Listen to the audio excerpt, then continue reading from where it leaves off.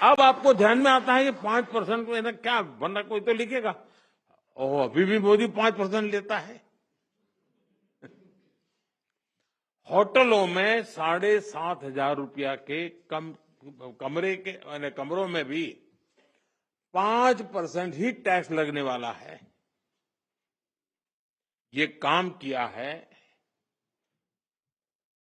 आपने, काम करने वाली सरकार चुनी, वैसी भाजपा एनडीए सरकार ने किया है।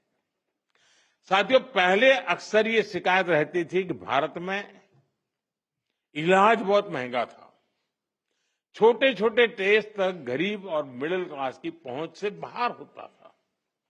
कारण ये था कि कांग्रेस सरकार डायग्नोस्टिक किट जो पर होती है उस पर 16% टैक्स लेती थी। हमारी सरकार ने ऐसे हर सामान पर टैक्स को सिर्फ 5% कर दिया है। साथियों, कांग्रेस के राज में घर बनाना बहुत ही महंगा काम था। क्यों? क्योंकि सीमेंट पर कांग्रेस सरकार 29% टैक्स वसूलती थी।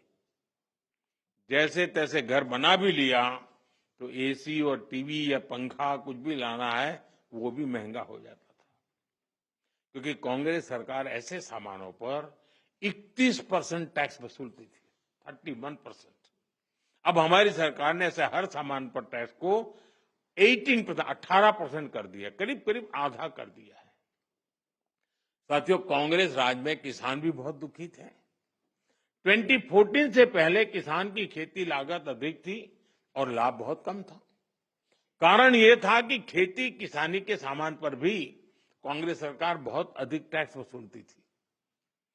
ट्रैक्टर हो या सिंचाई के उपकरण हो, हाथ के औजार हो, पंपिंग सेट्स हो, ऐसे उपकरणों पर 12 से 14% तक टैक्स लिया जाता था।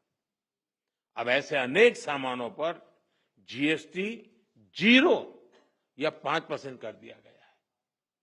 साथियों, विकसित भारत का एक और स्तंभ है हमारी युवा शक्ति। हमारे नौजवानों को ज्यादा रोजगार मिले, जो छोटे मोटे बिजनेस में हैं उनको आसानी हो, ये भी सुनिश्चित किया गया है। हमारे जो ऐसे सेक्टर हैं जिसमें सबसे ज्यादा लेबर लगती है, उनको जीएसटी की कम दरों से बहुत बड़ा सहारा मिलने वाला है। टेक्सटाइल हो, हैंडीक्राफ्ट हो, लेदर हो, इसमें काम करने वाले साथी, इस बिजनेस से जुड़े साथियों को बड़ी मदद मिली है। इसके साथ साथ कपड़ों और जूतों की कीमतों में भी बहुत कमी आने वाली है। हमारे स्टार्टअप्स, एमएसएमई, छोटे व्यापारी, कारोबारियों के लिए टैक्स तो कम हुआ ही है, साथ ही कुछ प्रक्रियाओं को भी सरल किया गया है। इससे उनकी सहूलियत और बढ़ेगी। साथियों, नौजवानों को एक और फायदा फिटनेस के सेक्टर में भी होने वाला है। जिम, सैलून, योगा जैसी सर्विसेज पर टैक्स कम किया गया है। यानी हमारा नौजवान फिट भी होगा और हिट भी होगा। और मैं आपको याद दिला दूं, सरकार आपकी फिटनेस के लिए इतना कुछ कर रही है, तो एक बात मैं बार बार कहता हूं, अब तो ऐसे लोग हैं डेली 200 लोगों से बात करते हैं आप लोगों को मेरी बात जरूर बताइए कि मोटापा हमारे देश के लिए बहुत चिंता का विषय है। इसलिए खाने का तेल 10% कम करने से शुरुआत करें। मोहम्मद जी, आप मेरा एम्बेसडर बन जाइए।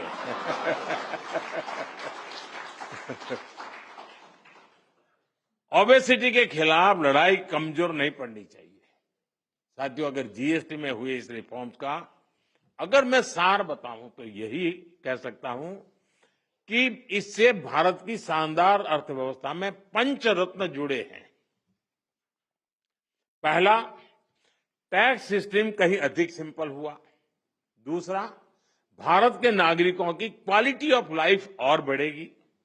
तीसरा, कंजम्पशन और ग्रोथ दोनों को नया बूस्टर मिलेगा।